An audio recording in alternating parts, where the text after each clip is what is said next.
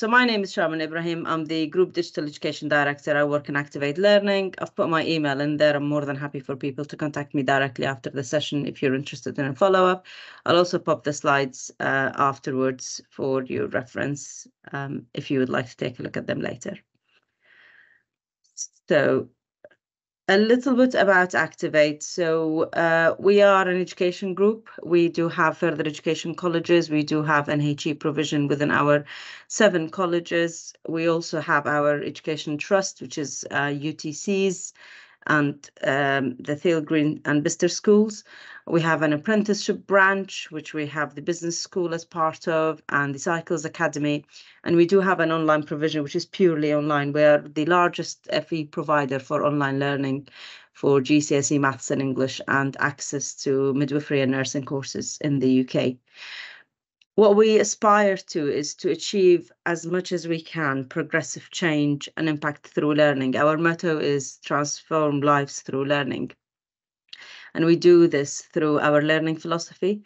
We believe that every learner can learn to their potential if we can invest the time and the effort in motivating them, managing their emotions, teaching them how to manage their own emotions, and obviously training them on the brain element. So our learning philosophy is brain, motivation, emotions, and we believe the combination of those 3 gives us the sweet spot of learning. And this will reflect in our digital competencies as well. In terms of our drivers, I suspect there is no surprise that a lot of organizations would have technology and sustainability as part of their big drivers. But the reason I wanted to put this is we live in a world that we have to respond to with agility. It's so shifting. I mean, if you are in the digital field, or even if you're not, you probably have come across ChatGPT and the revolution of AI and how is that impacting and actually shaking the world of education. We had to review a lot of our framework. We had to roll out a positioning statement to where we stand with AI and whether we accept the students using ChatGPT for assessment. How do we assess our learners? How do we ensure that we're not just teaching them skills that AI and machine learning can do, but instead we are teaching them things like critical thinking, analysis, and all of that. And we take that as a responsibility. So linking all our strategic drivers together, we do believe that digital features in every single one of them. And we would like to be able for our staff and students to become digitally innovative in their area of expertise. So there's a little video here, which I will play. Incoming mission. Encrypting call. Hello, Moneypenny. Bond? Your mission bond. If you choose to accept it, recover the missing digital competencies. I accept. The Adventures of Bond and the Lost Digital Competencies.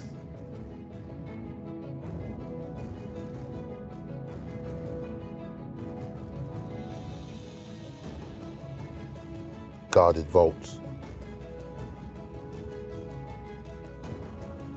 It seems to be heavily guarded. I will need to get access to the roof. I'm accessing the grid now. Sending you the vault's location. Location and roof layout package sent. Package received.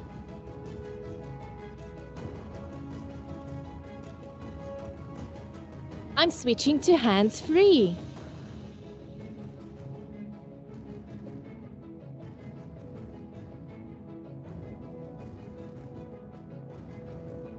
I'm on the roof. I will disable the security system.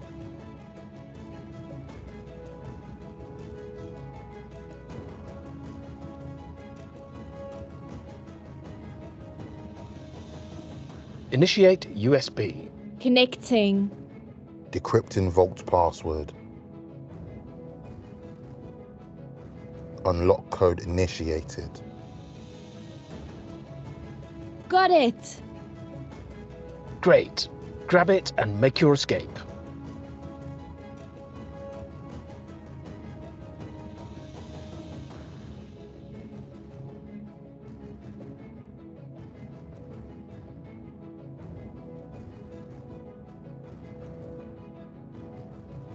Well done, Agent Bond. Deliver the package to headquarters. Affirmative. Bond arrives at HQ.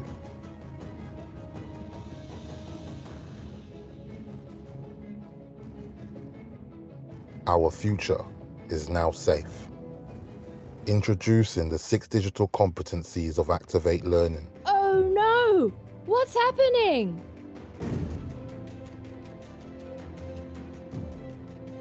Creating. The power to create content for multiple audiences in a range of digital media, including text, graphical, video, animation, and audio. Communicating. The gift to communicate inclusively and safely using a range of digital media in accordance with different cultural, social, and communication norms. Collaborating. The skill to collaborate compassionately and empathetically in digital spaces, using shared tools to perform media work as appropriate across cultural, social, and other boundaries. Curating. The capability to find, evaluate, manage, organize, and present digital content for a specific purpose. Connecting. The ability to participate safely and ethically in networks of all our internal and external stakeholders. Critical thinking. The passion to critically assess and interpret digital content and technologies for relevance to specific outcomes and related interactions.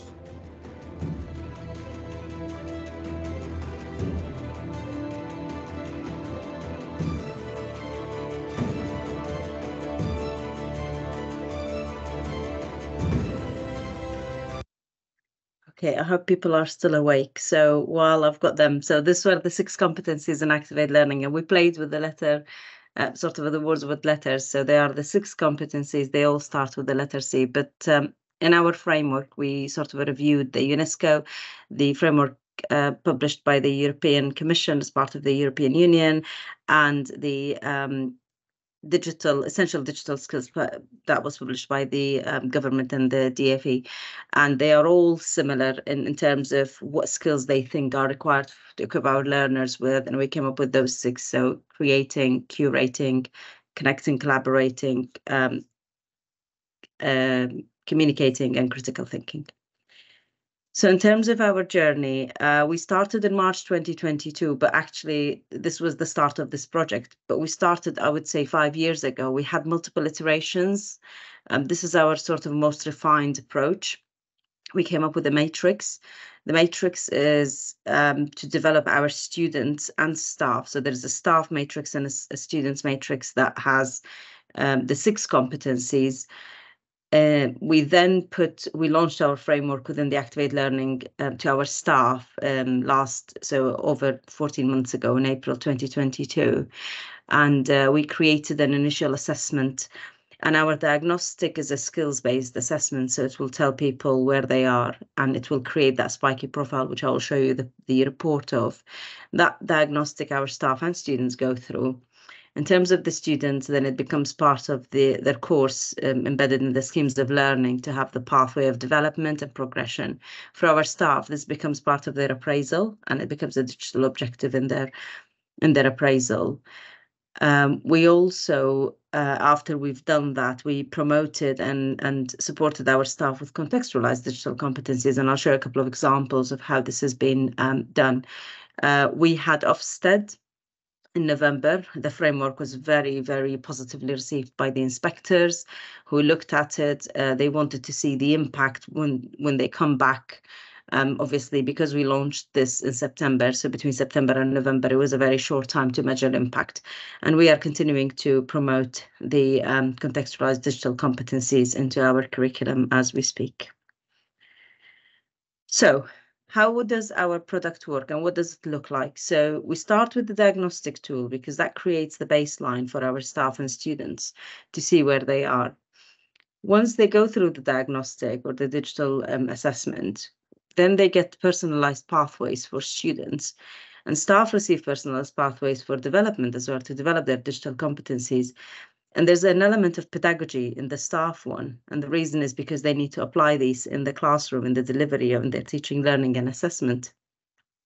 The matrix itself has 4 levels for each of the competencies. So you could end up in level 1 up to level 4. You could have a level for each competency.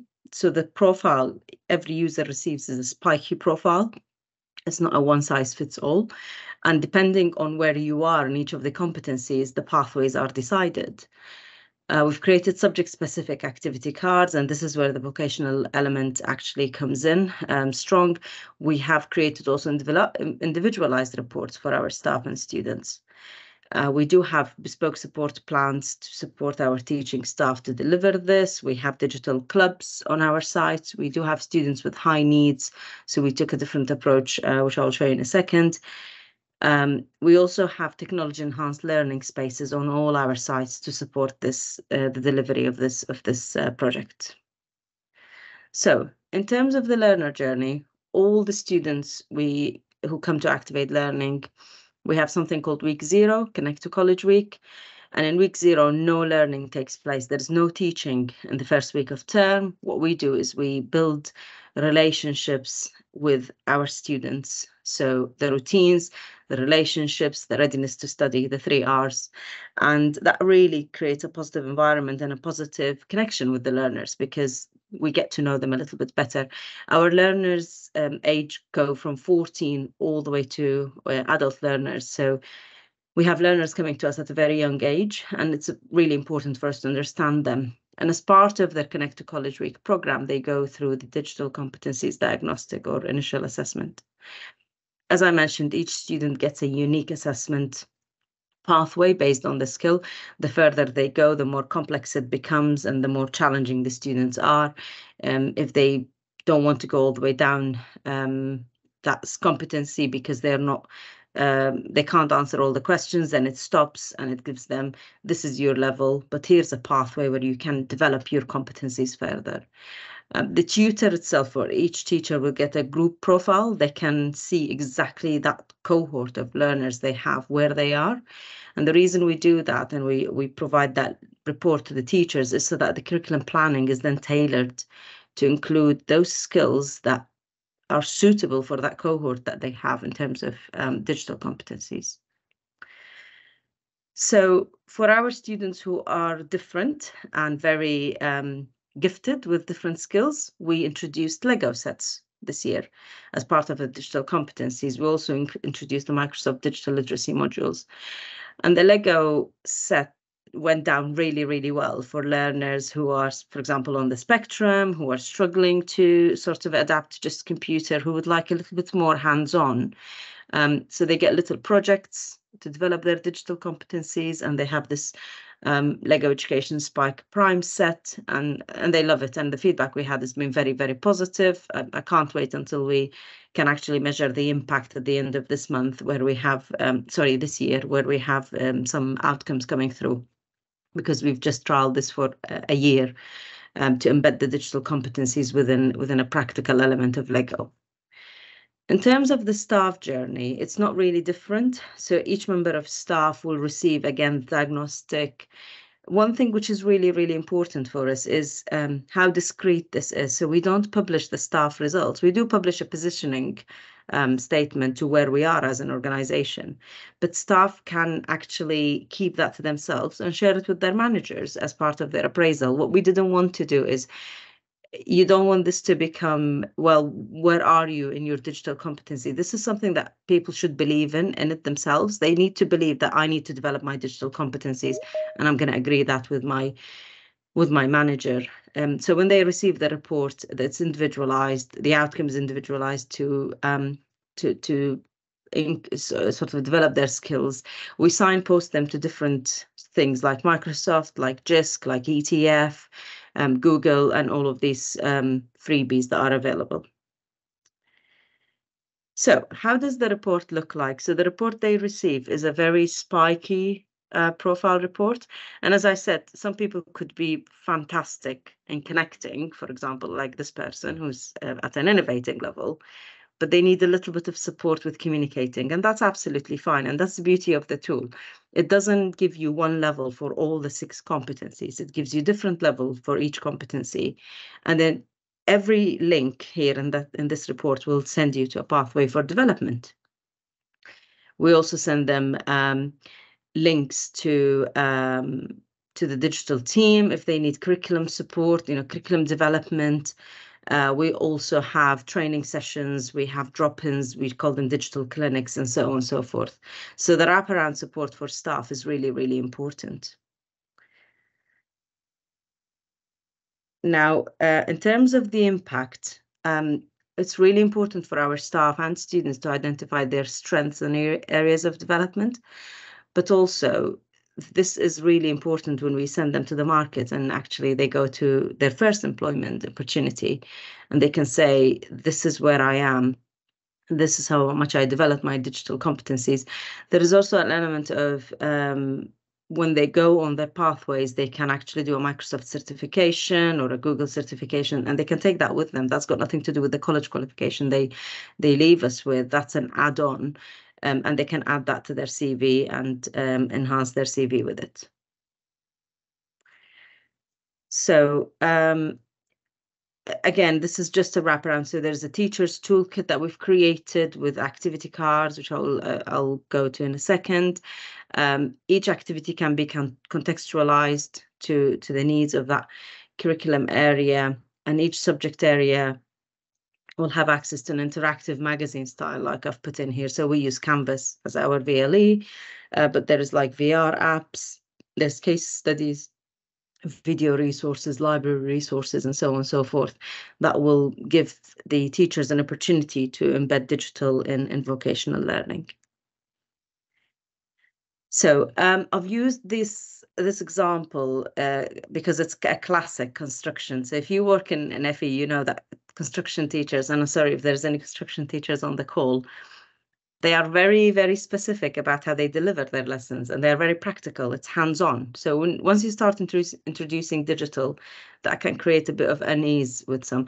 And we have fantastic construction tutors who've embraced this and actually are delivering a lot of our curriculum through things like VR and extended realities and augmented realities.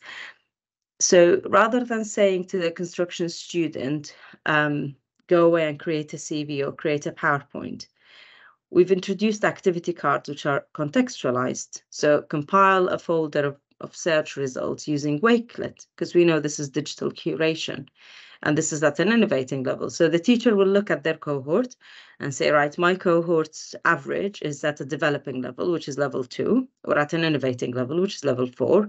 So I'm going to pick this activity card and I'm going to add it to my activities, to my Canvas, to my summative formative assessment plans. And it makes sense to them because we speak their language. So because we're talking about 3D printing in construction, this makes sense to the construction tutor and the construction students as well. It's not generic, it's very vocational focused, it's very contextualized, and it meets the students' needs. We've created 1,500 of these activity cards as suggestions to our staff. So they take it away, they choose the area they want, they choose the level they like, and then they embed it into their curriculum.